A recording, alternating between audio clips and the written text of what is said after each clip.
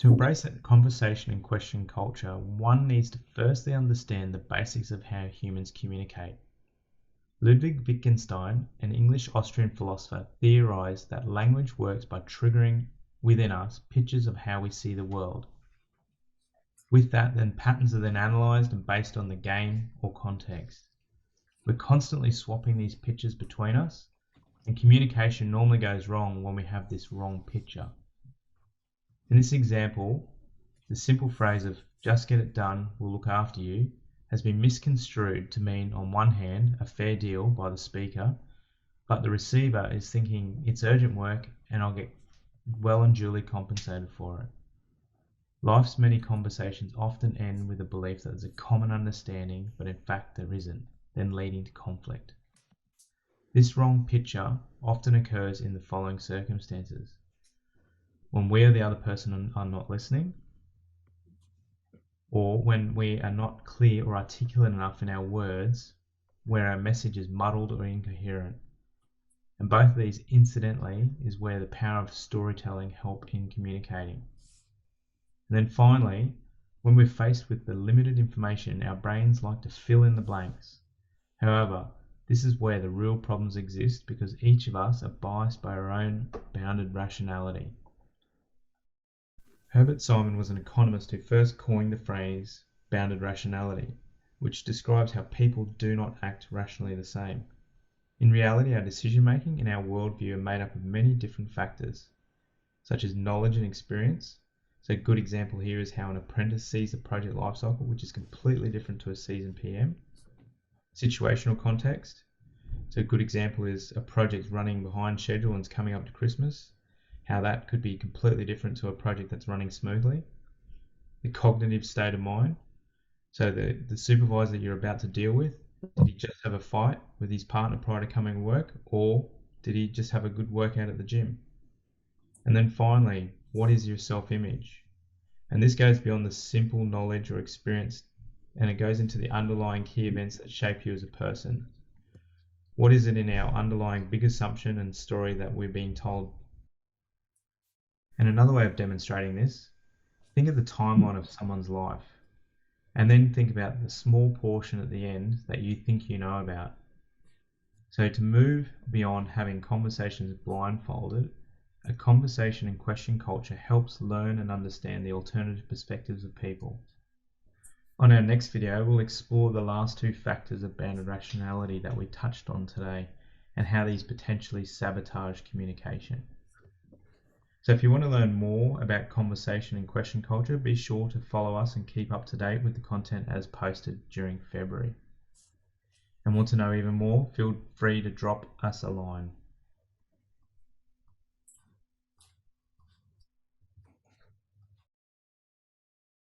Hi everyone, my name is Shivendra and I welcome you to tonight's discussion on transforming Australia's construction industry, a ground-up approach, where we are addressing culture-related tensions in the construction industry. Before I introduce the panel, I wanted to acknowledge the Better Construction Network for the video that they sent to us, which we've shown at the start. They're putting some good content, very practical content out there. So for those of you who want to follow that. There's a couple of points to note as we get started. We will firstly have 30 minutes with the panel and then open up the forum for questions. So everyone in the audience is able to ask questions using the chat function that Zoom has. And during the panel discussion, you're also welcome to respond to the questions that the panel is responding to. Of course, all of you cannot respond to the questions that are Mettle or Robert Scope specific, but there are some general questions which we would like to hear your thoughts and opinions on as well. We may not be able to get to every comment or question, but your points will be noted and used for continuing the discussions. And if along the way you have any concerns or any questions, or there's some technical issues, feel free to drop a message on the chat box or send me a direct message on LinkedIn. Now I have the honor of introducing the panel, all of whom responded to this invitation promptly, with enthusiasm and willingness to share what they have done in their respective areas. First up is our chair, and I would like to say my partner in crime for the hard convo, Mackey. Matthew is the National Director for Cost and Commercial at Arcadis in Australia, and is extremely passionate about the future of our industry. He is a recognized commercial leader with extensive local and international cost management expertise, developed over 20 years in the construction industry. Matthew has lived in Brisbane for almost 10 years and has worked on a diverse number of projects across Australia, including the Brisbane International Cruise Terminal, Auckland Airport second runway expansion, and Sydney Metro. So welcoming Matthew Mackey. The next, the members of the panel. Firstly, I'd like to introduce Alison Mariams, who is the founding chief executive officer of boutique tier 1 construction company Robert Scow, as they're known now. The company was founded in January 2017, and within first 3 years has a workbook of over $1 billion. Alison is deeply passionate about addressing the systematic issues that exist in the construction industry and attracting and retaining more women in the industry. And we also acknowledge that today's event coincides with the International Women's Day, which was yesterday, and it's timely that we are having conversation on culture.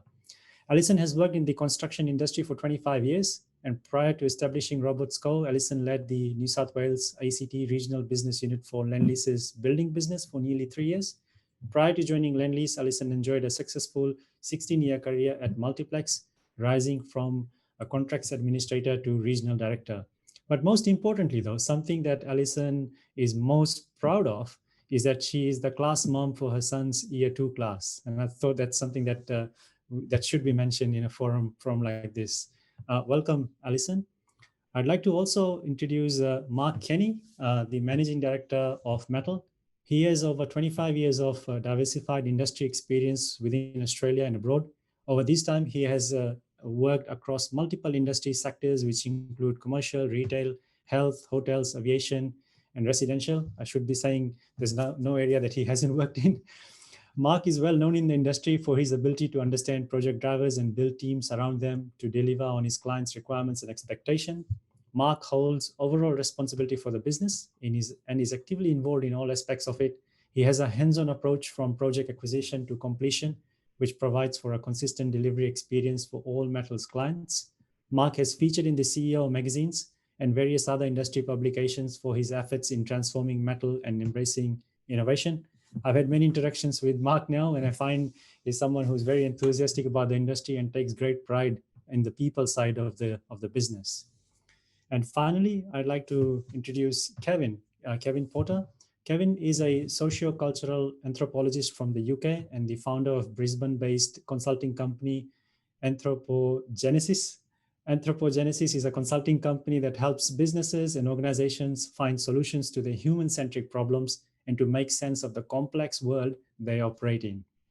Kevin holds degrees from the University of Edinburgh and the University of Queensland in social sciences and socio-cultural anthropology. His undergraduate training cut across various disciplines ranging from anthropology, sociology, and psychology to Middle Eastern studies, politics, economics, and environmental studies. His main area of interest lies in identity with a specific focus on group cohesion, socialization processes, and organizations and institutions, something that's very relevant in how we do business these days. He has conducted research in the UK, Spain, Germany, Israel, and Australia for private companies and NGOs. So welcome, Kevin, Marc, and Alison. Without further delay, I invite now Matthew Mackey to commence today's panel and get started with the hard conversations we're going to have. Matthew. All right, thank you very much for that, Shiv. Yeah, so I would just like to point out to everybody who's listening that this is the first time that I've ever moderated a panel online, so strap in, this could get rough. I think everyone's aware of the basis for this second event. We've been talking a while now about the need for change within the industry, and one of the aspects that have kind of come to the fore in our discussions online and polls that we've ran is that culture seems to be one of the biggest issues that people want to see addressed. It's obviously a big beast to try and tackle, which is one of the conversations we want to try and have today with you guys and really continue that that hard conversation. So please be as to Marc, Alison, and Kevin, please be as hard hitting as you possibly can. If we don't get our dirty laundry on the table, then it's going to get out into the open. So, as referred to, a recent LinkedIn poll has indicated that culture is something that needs to be looked at.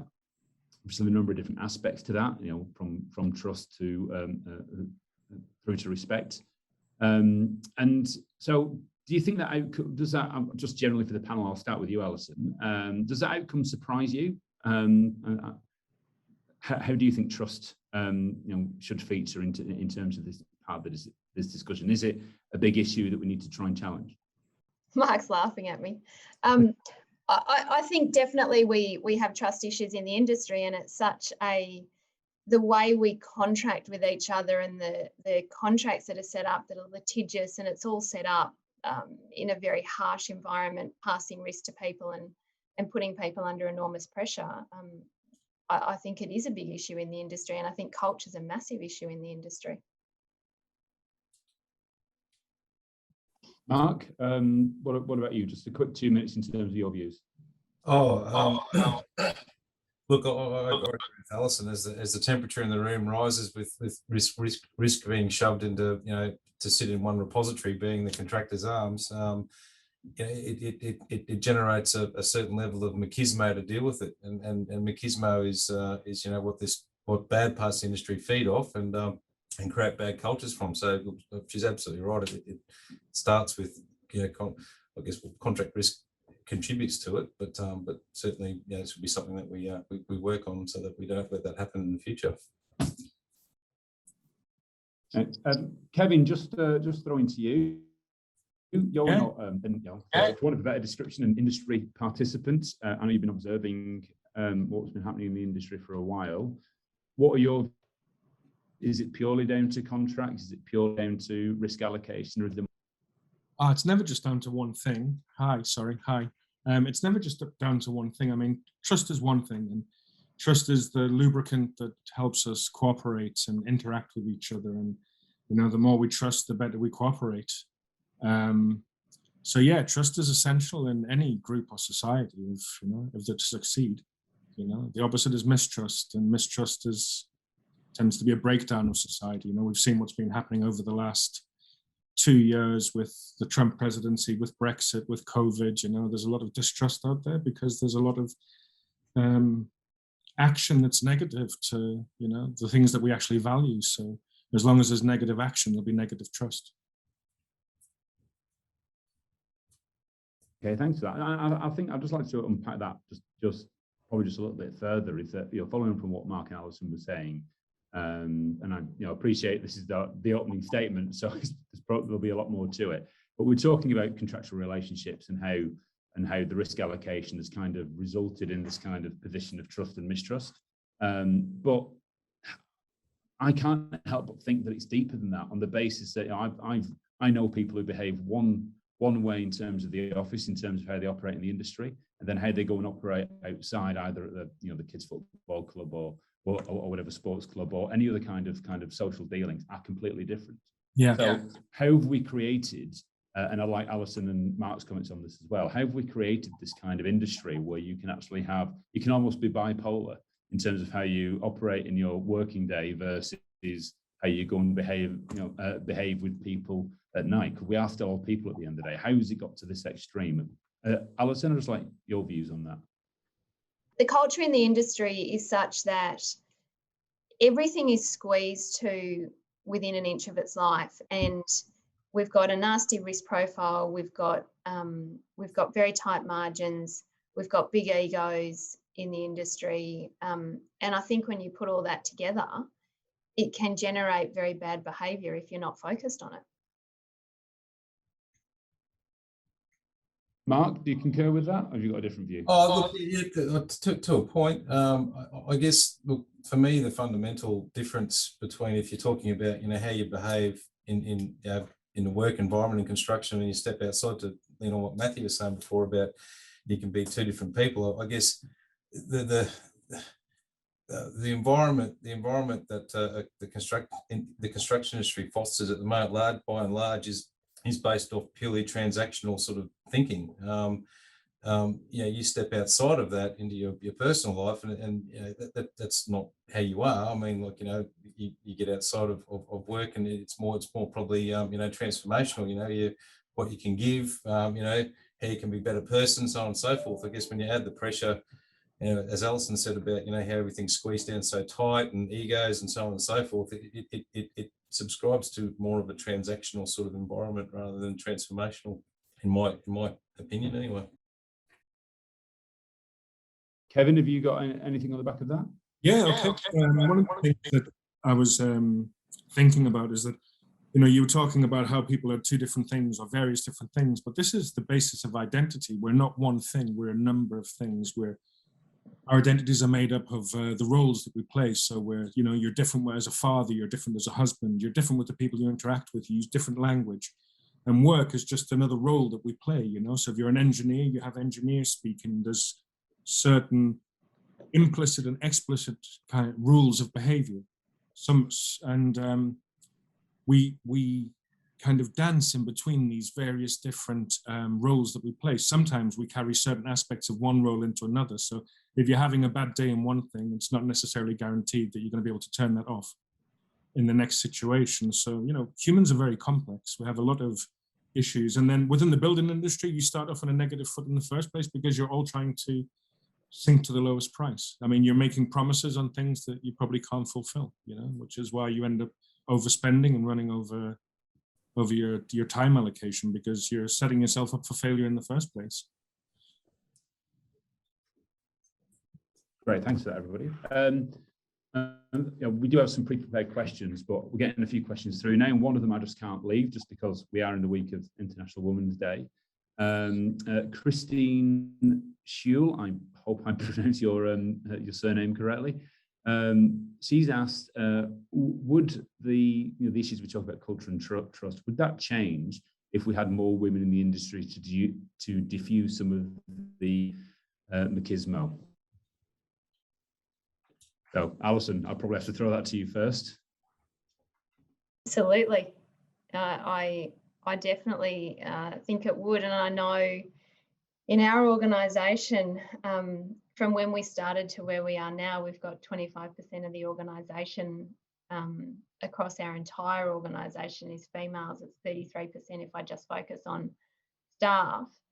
The conversations in our office are very different. The conversations are, if you walk through our office, you wouldn't know we're a building company.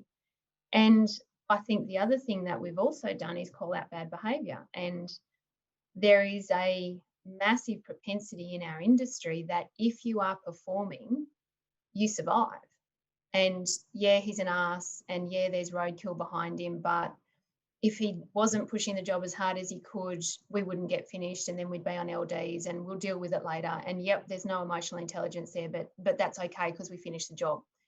We've exited 12 people along the way in 4 years because they weren't right, and because some of them were behaving badly. And at first I was a bit afraid to do it and a bit afraid of what my competitors would say because they love to pick on me. But now I say it really proudly, because you do have to call out bad behaviour and you do have to say that's not okay.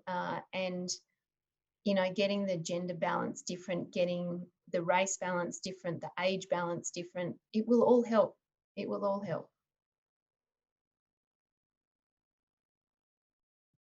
Marc, do you have a perspective on that?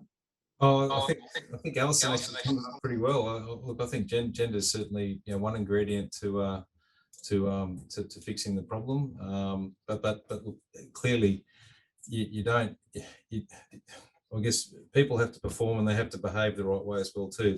They're not mutually exclusive one another. You can't be, as Alison said, that was quite good. You know, charging through and leaving roadkill behind you. You know, because ultimately, at the end of the day, that doesn't create a sustainable business. That's more of a transactionally based business, and it's not part of the future of construction, in my view. I have to say that Alison's example there of driving through and roadkill behind, if anyone's been on any of the big roads across Australia, they'll know what that looks like. I think that's a very, very apt description of how some people operate in the industry. But I think from discussions I've been having today on LinkedIn, and I don't know if you've seen the article itself, Marc, because I know you're based up in Queensland as well. There was an article in the Courier Mail which kind of implied, well, it didn't kind of imply, it almost outrightly said that bullying and harassment of women have increased because women have been pushed into trades, in terms of like trade companies and trade organisations, and they're therefore in male-dominated environments, and therefore it's kind of backfired because harassment and abuse has actually increased, all because of this trying to push to increase the number of women in the workforce. For me, that kind of underlines the societal issues that we have. It's not just necessarily about industry. Some of this is about a societal thing as well, that they view the industry as male dominated and therefore no place for the woman. But I was actually horrified that actually came out in what is a reasonably well-respected paper. I don't know if any of you guys had a chance to look at the article today or see the LinkedIn post, but what were your views of it? Alison? It's obviously very distressing to read, but I'm not going to say I was surprised, but I can understand it. I mean, I have, I'm very lucky. I've grown up in the construction industry and I've come through from the ground up, and I spent 8 years on site. So technically I can't be challenged in terms of, she's a girl, she doesn't know what she's doing, because I spent a lot of time on sites. But in what we've done at Roberts Co, in trying to change the industry and trying to make it more family friendly and trying to make it more approachable for women, I have been bullied and harassed by white middle-aged men. The irony is hilarious that I'm trying to make it more approachable for women, and it's white middle-aged men that have said to me, don't. Now, I don't think it's related to necessarily being a female. I think it's related to being scared of change. We are an industry that has always done it the same way for 50 years. And a little girl comes along and says, hey, there's a better way. Why don't we try this? And I think it's frightening for people. I enjoy living in a state of change. Not everyone does. Marc, just before I come to you, Kevin, I don't know if you had a chance to see that article today that that I referred to and Alison was talking on the back of, but do you think that the wider societal underlying issues that we have around gender, do you think that has a big contributing factor, or can we say that the issues that are in construction are of its own making to an extent? Yes, definitely. I agree with everything Alison said so far. I mean, there's look, Australia, it has this cultural heritage from the UK, which is also kind of, it suffers from the chauvinism. If you look at Australia, the three main sports, rugby league, rugby union, and Aussie rules football, these are kind of, very macho games where you're supposed to bash each other up and not show any emotion, not show any pain, so, if you come home and, turn on the television and watch Parliament, it's very boisterous. It's like a private boys' school or, a barrack block. So, yeah, there's a lot of, traditionally all these fields have been male-dominated fields where men can say and do as they kind of wish. They bully each other, and this is now moving on to across the gender gap as women come into these areas as well. So yeah, we've got to, we're talking about it, which is the main thing. Nobody was talking about this 20 years ago. So, this is a major improvement. Alison, do you want to say anything on the back of that? I actually think to get diversity and to get the right culture, it starts at the top, and it has to be driven by the CEO, and it has to be driven as core business. It's not a business initiative. It's not to be a side project. And I think that's where a lot of companies fall down. They make it a side project, and it's not a side project. And I know in employing women, we have positively discriminated to get women into our organisation. And by that, I mean, if a woman has 9 out of 10 attributes, she will tell you she's missing 10%. If a guy has 4 out of 10 attributes, he will say, I'm fully proficient. So you need to be prepared to say to the woman that it's okay, you don't need to have everything and I'm going to train you. You need to be prepared not to ask for 10 years of experience on a $2 billion project, because they might not have that experience. And if women don't think they have the experience, they don't apply. If they think I can't get through, they just don't apply. They don't have a go. So you've got to look at what you're putting out there. Women also take longer to employ, so they're very loyal. They undersell themselves. There's a lot of talking to get women across the line. And we have been absolutely focused on it. The other thing, when you do reference checks, a guy will say, oh yeah, she had an issue, she cried a lot, or she couldn't cope. Was that the woman's issue, or was that the culture she was working in? And that's what you've got to differentiate with. And we've said at every point, that's okay, we'll take them on and we'll give them a crack. And all of them have risen as you know, they've shone. They're like watching a flower open, because they've been in the right environment, in the right culture, with the right opportunity and the right support to shine. So there is a lot that you have to do to positively get women into your organisation in a male environment. Great, thank you. Just trying to move this into a slightly different direction now, because I'm pretty sure we could talk about the gender disparity for quite a while. Bob Wildermuth, who's a very, very strong commentator in this area, has asked, what does the panel think about changing the prevalent procurement model away from lowest price to a model that delivers a project for the optimal cost, subject to legislation and health and safety requirements, etc.? I can almost guarantee what Marc and Alison's answers are going to be on that, so I'll come to you in a minute. But Kevin, could you give me your views, because I think you touched on the race to the bottom earlier. Oh, it's essential to have realistic expectations. You know, I mean, if you're going to start off with an imaginary kind of goal that's unachievable, then, like I say, you've set yourself up for failure all the way. You know, if you create pressure, you create a whole load of negative circumstances from the very start, which people then have to try and deal with. You know, it's ridiculous. So yeah, it definitely you have to look at how you're procuring, you have to look at how you share risk. But in order to do that, you have to understand risk. You have to understand what risks are and how risks are socially and culturally developed. They don't exist there out in the world by themselves. So these are things that we create, and this has to be examined. This has to be understood. It has to start from the top, like Alison said. It can't start from the bottom.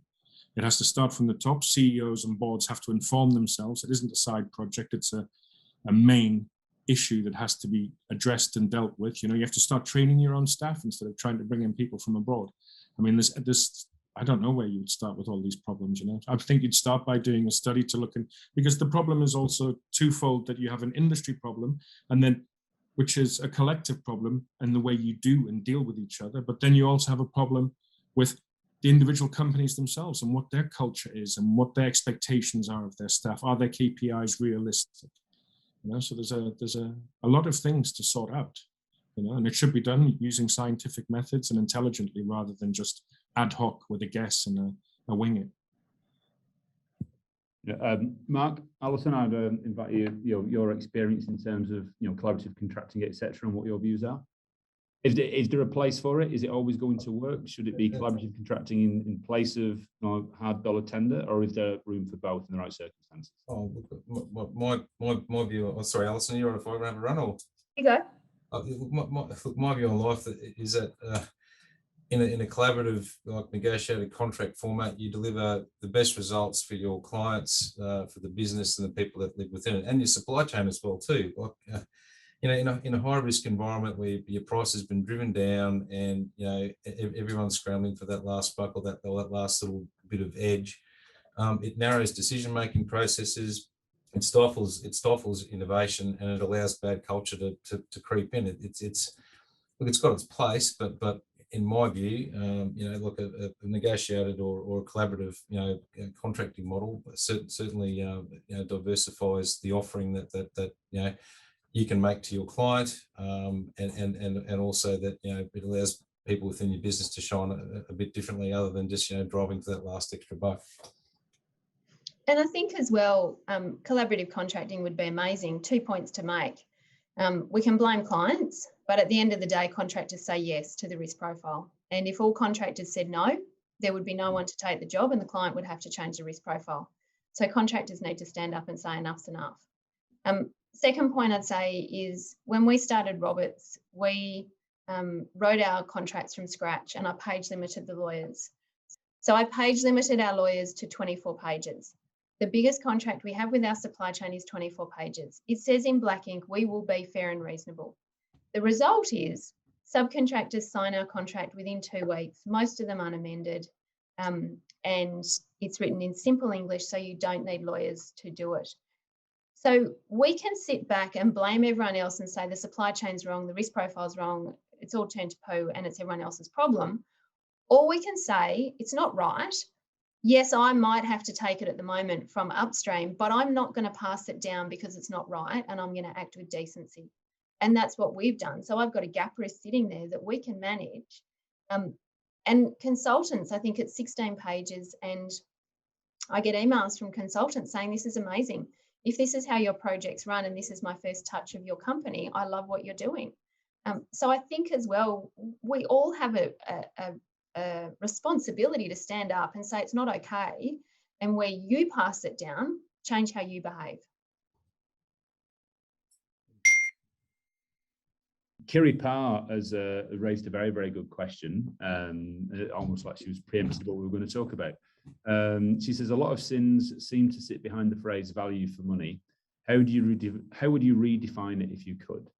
And I suppose just adding on to that is we hear, from a consultant perspective, and I know it's the same for you guys because I've managed a lot of the tenders that you guys would have, the kind of tenders that you would have responded to. We talk about value from a client perspective. We can articulate what value looks like for ourselves. We expect you to define it for us. But invariably, and I would put this at the door of a lot of government clients as well, when it comes back through the door in terms of your tender submission, it's very difficult to assess one contractor's value over another. And that's when we end up looking at price. So what would be your, and I might start with you on this, Kevin, actually, from a kind of like outside looking in perspective. What's the best way of trying to understand what value actually looks like and how people need to assess it and make a choice based on value rather than necessarily price? Again, values are culturally shaped, they're culturally defined. So values affected the same way as trust by age, gender, so look, people have to literally, have to rethink how we have relationships with one another. It's about creating strategic partnerships. It's about going into reciprocal relationships with people. We have to understand that what I want for myself, other people want for themselves as well. We're naturally social, so we are capable of cooperating on a really high level. Alison's shown that, with a bit of thought behind the process of how you're recruiting people and who you're recruiting and what you look for. These are all positive changes that need to be implemented across the board.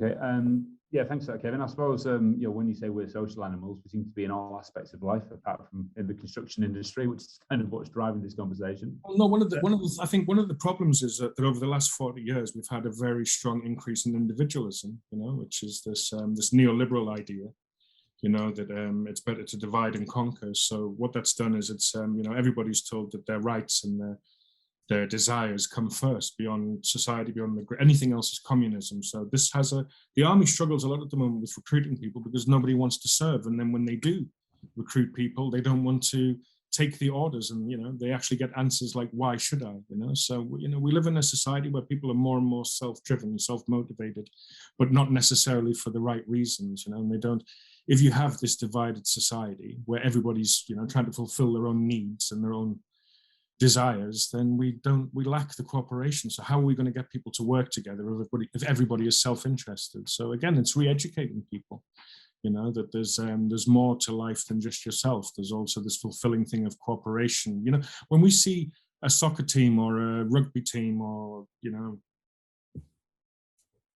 a ballet, we admire the timing, we admire people working together. That's the thing that makes it beautiful, and it doesn't just stop at sport or arts and entertainment. It can flow all the way through. It's how the army recruits and trains special forces soldiers. And not just in Australia and Britain, worldwide. They're looking for specific types of people with specific skills that aren't necessarily, I know how to be the best soldier, but it's, determination, the will to want to succeed, the will to want to work in a team. So it's about finding the right people. You can train anybody to do anything if they buy into your idea and your project.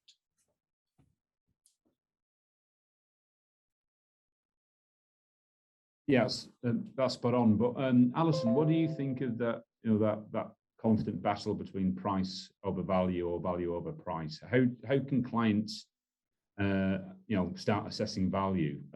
What are your views on that? I'd need to think about it more. It's a question on notice. I think it's lazy just looking at price. When we built Zurich Tower, at the start of the job, we signed a spirit of the deal with the client, and the spirit of the deal was 2 pages. And it set out Zurich's intentions for the job, their aims and their objectives, and then it set out how we would behave as a team. And we signed it, Zurich signed it, and the client's project manager signed it. And it sat in a higher precedence than the contract. And so during the job, we could say, okay, that's not in accordance with the spirit of the deal, you can't do that, or that's not in accordance with the spirit of the deal. So it kept everyone honest and kept everyone focused on the end game, that we all wanted to build a really successful project for our client, and that Zurich would be really proud of, and that we would be really proud of, and that subbies and consultants would be really proud of.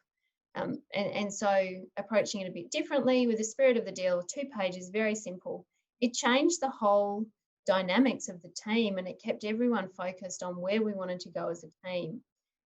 Price is just the lowest common denominator across everyone. You've got to look at, the price, the program, the relationship with stakeholders, how you're going to manage the neighbours, how your safety is, how your diversity is.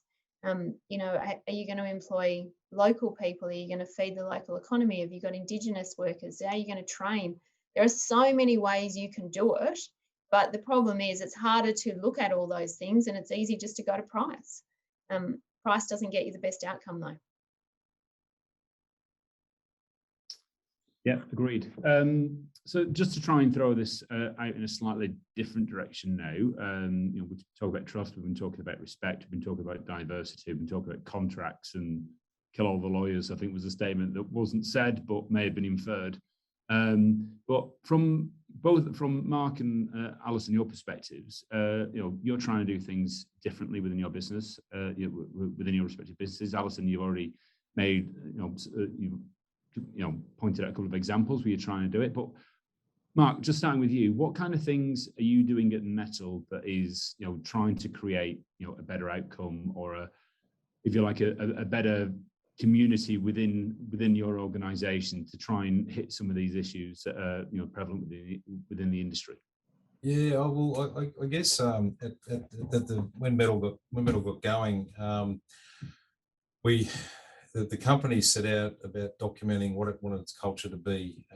My previous life before Mettle, I started built in Queensland and ran it for about 10 years before I came over to Mettle. So I've seen how culture can grow organically, and I've seen that once it gets hardwired in, it's very hard to reprogram it down the track. And starting a business from scratch, it's all hands on the wheel, and things just happen organically. It's not intended to.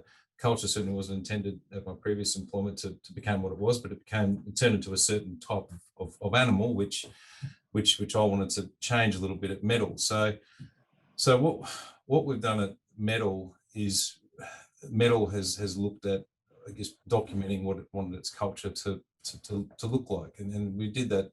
Mettle did that two ways. So we worked out, well, what does Mettle, the company, sit on top of, and what it sits on top of is 3 layers of bedrock. So the first layer of the bedrock is social capital. So this is about, as an employee, when you come into Mettle, it's about who you are, what your habits are, how you manage others under stress, and this is where it starts. It's about who you be. And then sitting on top of that is our human capital, which is, the actual arms and legs in the business, how that do the work. And this is about how you do things. And then underneath the last layer is our financial capital, which is basically, the company's got to be profitable to survive. It can't not do that, but it's about how the employees' actions affect the profitability of Mettle. So, and Mettle ultimately sits on top of that. And that's, I guess, Mettle is the vehicle which defines the level of impact that Mettle can have, and ultimately how it's perceived in the market in a broader social context. So in summary, who you be underpins how you do things, which affects the profitability of the business, which ultimately allows the business to do good things. And for me, I've always been about good people doing good things together. So using that as a basis to springboard that from, well, what are the good things that Mettle can do when we set that up the right way. And I guess, you know, at Mettle, you know, we develop our people to be good people, not just good professionals. So we run a program here called RGF, which is called Reflect Gaze Forward, which basically is about the person and developing that person outside of REM reviews and what have you. It's a completely separate process. And it's really about engaging our people on a purely people level, rather than just on a this is what your salary is going to look like, and you need to do this sort of technical training, and you know, that stuff's boring. The better stuff is actually about getting people to bring themselves to work as they are. The other thing that allows Mettle to do is be innovative as well too. You know, look, we're currently building our new corporate head office, and we're using cement-free concrete to do that. So it's a world first in that application, and you know, again, you know, in creating an environment or a culture that people feel comfortable to be innovative in is important to us, and it certainly has propelled that particular initiative forward in our business. And look, I guess the other good thing that allows Mettle to do is support charities and teach them how to be. Oh, in this particular instance this year, we support a charity called Hear and Say, which are they're a charity that supports deaf children and helps them be the best they can be. But last year, during a pandemic, we helped them raise more than they had the previous year by about double, I think. And what we actually did during that process was actually not just teach them how to or not just hand them money, but teach them how to go fishing as well too. So I guess you know, that all leads on to my firm belief about being transformational in your approach to culture rather than transactional. You know, transactional sort of models, they work, but they're like gladiator school, and they're very unforgiving and not entirely sustainable. You know, the machismo sort of undercurrent that drives those types of models, they kill your business. Your people won't talk about their problems because they look weak or not on the ball, and this got enormous repercussions inside and outside the business. Like, I've actually seen it. Like, key people in the business concealing or massaging the extent of a problem from their clients or managers because they don't know how they should handle it. They're not in a comfortable culture, and they're basically afraid of being able to bring bad news to the table, either because they look weak or they're not on the ball, or the culture doesn't permit them to do so. I shudder thinking about the stress that those sort of people must be under, and ask myself why, you know, in that situation, why they couldn't disclose the problem. So having a culture that allows that sort of that freedom of communication and disclosure, I think, you know, very, very important. You know, if you're after an innovative workforce who is looking for a competitive edge, it's sustainable, you want them in the right environment to do that. You know, they've got to feel comfortable pushing the envelope. One where they, you know, if not one where they fear it. You know, as a business owner, I love it when employees come to me with a well thought out proposal that involves a bit of risk, but it's got benefit attached to it. You know, this environment pushes a company to a higher height. You know, you might get the same results from bullying the market in submission, but it's not sustainable. And I don't think it will continue to work this way. We have to change. So that's it in a bit of a nutshell there, I guess, for me. Yeah, thanks for that, Marc. Yeah, I think you're right. I think we constantly keep asking ourselves, how long can this go on for? Well, how long have we been going as an industry? Like 40, 50, 60, 75 years, and you know, we're still doing it the same way. And I think that's probably the biggest issue that we have, is that we've allowed it to get this far. But Alison, over to you. What kind of things have you brought in at Roberts Co to try and drive that cultural change? You mentioned before about increasing diversity. I mean, have you, for example, stopped employing lawyers? What other things have you actually brought in at Roberts? I actually don't have internal legal counsel. I'm a fantastic bush lawyer, but it is a bush lawyer. So I read all of our contracts, and I've got Norton Rose who work for us externally, but I don't have an internal legal counsel for that reason. What we did, similar to Marc, starting from a blank sheet of paper, was when you look at the industry, it's unsustainable, and we have very high divorce rate, very high suicide rate, very high presenteeism. Now, I can't fix all those things, but we can influence the stats by how we behave. And so we made a conscious decision to address everything at the same time. And I think a lot of companies struggle with what to do because there's not a silver bullet that fixes it. It is a sum of a lot of low-hanging fruit, and we have been able to attack it all at the same time. So everything we're doing is founded in decency, and you'll hear people talk about IQ and EQ. But if you don't have DQ, which is your decency quotient, you can have high emotional intelligence but still be an arsehole. You're just aware you're an arsehole. And so everything that we're doing is founded in decency. So we have IQ, EQ, and DQ.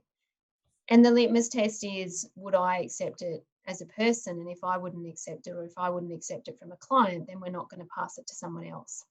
So we fixed our contracts. We're very particular about who we work for. If we're not aligned with the client's values, we don't tender to them. We've got fantastic people. We're trying to put technology through the business so that tech does the grunt work to give our people time to think and use their brains and make their work easier to be done so they can get home and celebrate with their families. You know, I'm sitting here in the office at the moment, and there's one other person in our office and has been for the last hour and a half, because everyone's at home and it's celebrated to go home and be with your family. But the biggest change we've actually driven is the 5-day work week at Concord Hospital. And as I said, we have very high suicide rates. So we're building Concord Hospital 5 days a week.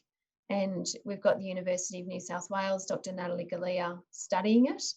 And it's been really interesting when we said to Health Infrastructure, you of all people can't allow someone to die from suicide caused by workplace stress when you're building a hospital to make people better. So let's try this. And to their absolute credit, they said yes. We added 10 weeks to our program, which was $2.5 million. There was no increase in cost from the supply chain at all, and it was only the cost of our prelims. To date, it is a screaming success. The workers are saying, I'm happier, I'm healthier, I'm seeing my kids play sport, I'm playing sport myself. You know, it's the Australian dream to play sport. The wives are saying, my partner is happier, he's less depressed, he's got a better relationship with myself, my kids. The companies are saying it's the most productive site we have. It's the most efficient and safest site we have. But what really surprised, and I probably expected all that, what really surprised me was the wives saying that they've left the workforce because of their husband's working patterns. That when they have kids, everything on the kids falls to the wife. And when you think about it, we are an industry that is poor at attracting women. By our working habits, we are stopping women from working in society, in the economy, full stop, because they have to look after kids, and that's not okay. So what we're doing is trialling 5-day week. As I said, Natalie's studying it. We'll have an interim report at the end of Q1. We'll have the full report September, October, November when the job's finished. What I can tell you categorically is we are going to deliver the job ahead of the program. To all my competitors who keep telling everyone we're behind program, we are not behind program. And on the current rate of progress, we will finish on the 6-day program working 5 days a week. So what we have seen is increased productivity. So the subcontractors are saying, this is amazing, I've now got 2 days to rest. When you give everyone the extra day off, it is an additional 6 weeks of leave per annum. 6 weeks is massive. Granted, it's not in one block, but they get 6 weeks per annum. My crane driver did the maths for me the other day and said, Al, for every 8 years I work on a site that's 5 days a week, I get 1 entire year with my family. You put that through your 40-year career and it's 5 years with your family. Now, if we're delivering and we've got increased productivity, tell me why I'm being bullied and harassed for making the change. Because we are getting increased productivity and we have happier, healthier workers and happier and healthier families, wives and kids. And even if it took longer, so what? We've got to a point where we're pushing, and what is the cost that we are making of that push? And it's time to reset. You know, COVID showed everyone wants flexibility. COVID showed everyone wants to be at home. And suddenly men got to experience, let's have dinner with the family because I can jump online later, or I've jumped online all day. I can have dinner with the kids. I can take them to the beach. I can go to footy training. Don't lose that. It put us in the fastest, biggest experiment on flexible working, and it was a resounding success. I believe enormously passionately in what we are doing. I just need the industry to get on board with it. Thanks for that, Alison. Extremely powerful. And as we're in a circle of safety, I don't mind saying that I was actually beginning to well up a little bit then as well. So thank you for that. Thank you. I think we are coming close on time, so I just want to try and round off with a couple of minutes from each of you on a final question. One thing that the UK has recently introduced, and I know that John Davies and the ACA have been pushing this out into the market as an example approach. But the UK have published their construction playbook for the UK construction industry.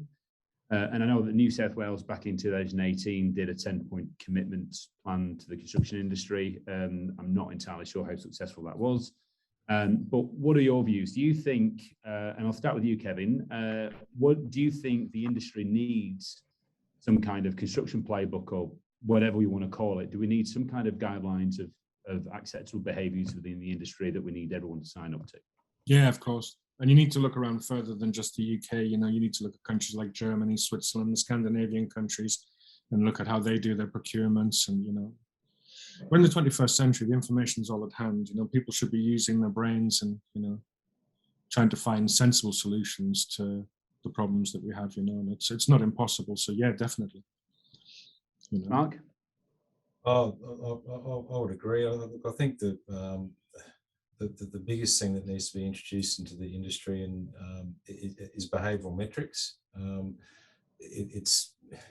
It's largely, I guess people speak about it, but they don't action it as much as they should. And I think that certainly is something that would help our industry immeasurably, in my view. I would just like to echo what Alison said a minute ago, and I've written it down. The quote was that great. You can have high EQ, but still be an arsehole. You're just aware that you're an arsehole. And that kind of sums it up. It's awesome. Alison, final thoughts from you in terms of whether the industry needs some kind of set of guidance in terms of how we should be behaving. I'm disappointed to say the industry needs guidelines.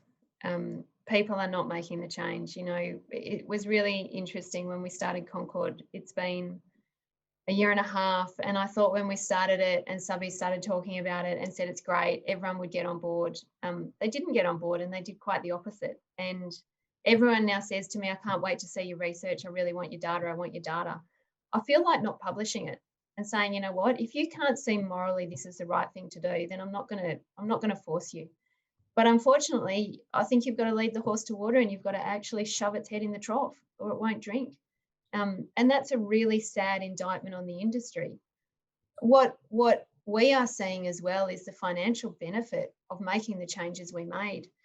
As an aside, I went to London a year ago, just before COVID, to talk to all the insurers. And I told them what we were doing, and they said to me, this is amazing, this is revolutionary. Our PI premium in the last renewal went down. Everyone else's went up. And they said to us, you're doing the right thing. We can see you're managing risk appropriately. We're going to reward it. So there is a financial benefit to behaving well. And unfortunately, we're such an industry that people say, I want your data. They'll see the data and then they'll make a change. We can't wait 2 years for jobs to run for people to see whether it was successful or not. And I do sit on the task force for the culture standard that is coming. My opinion, it's going to be too soft because the industry has to be pulled along the way. You know, we need to get it out, and then we need to make it harder and harder to get more progressive faster. But it's sad, but unfortunately, I think we need guidelines to make it change. Yeah, thanks to Alison. I think you've summed it up perfectly there. I'm conscious that we're getting tight on time, and there are still must be about another 30, 40 questions on here that I've not even covered, and we're not going to get a chance to now. So apologies if I didn't get to yours. Shiv, I think that's back to you. Perfect, Matt. Thanks very much. It didn't appear that you were doing this for the first time. I thought you handled this pretty well, and I don't know if this counts from 60 minutes. So Q&A are looking because they might have found someone who can help them out when they need people. Alison, Marc, thanks very much. I think the discussions from the industry was really good. And Kevin, you just brought in a whole different perspective. I think some of the things you mentioned really struck home in terms of how we operate as humans. And I think your understanding of construction industry makes it easier. I particularly like the reference to the rugby teams. Having grown up in Fiji playing rugby, I don't look like a rugby player, but yeah, I did.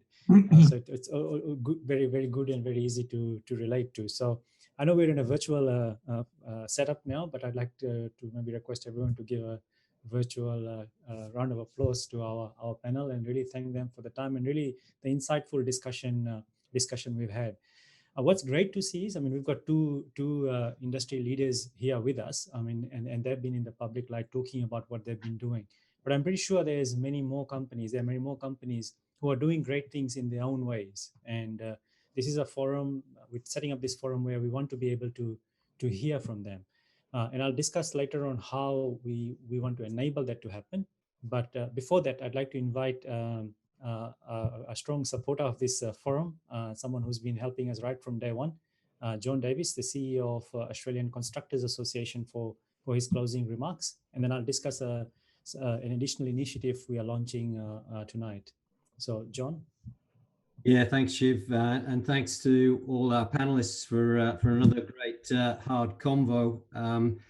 There's quite a bit to sort of sum up and observe there, and Matt unfortunately picked the best quote that I was going to use there, but there's a few others, and just to sort of rattle through some observations I made there.